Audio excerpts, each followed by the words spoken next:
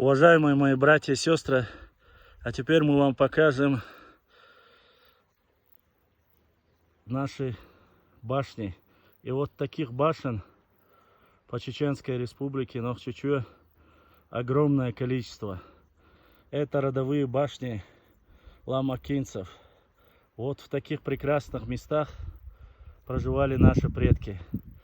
А те люди, которые говорят, что якобы у нас нету башен, якобы у нас не существовала башенная культура, лишний раз могут приехать, убедиться и увидеть. Посмотрите на эту красоту. Эти башни 14-15 веков. Вот как раз которых жилые башни.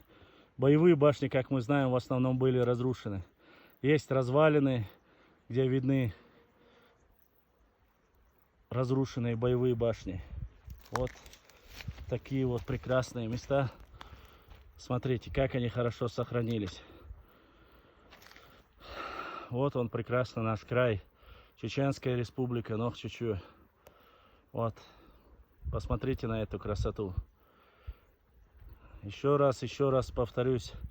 Благодаря проложенной дороге теперь мы можем неизведанные даже когда-либо простыми жителями нашей Родины, в уголках нашей Родины побывать.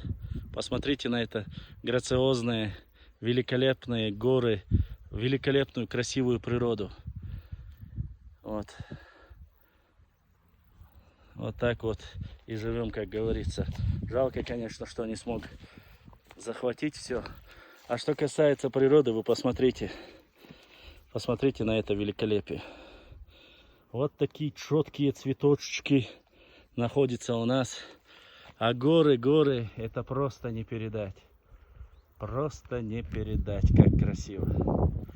Жалко, что, конечно, времени нету. Смотрите на эти красивые башни. Вот так жили наши нохчи. Здесь в урочище протекает река. Вот целый комплекс родовых башен. Вот здесь видно, что была боевая башня разрушена. Вот так вот жили наши братья, наш исконно нохчи тайп Эккой.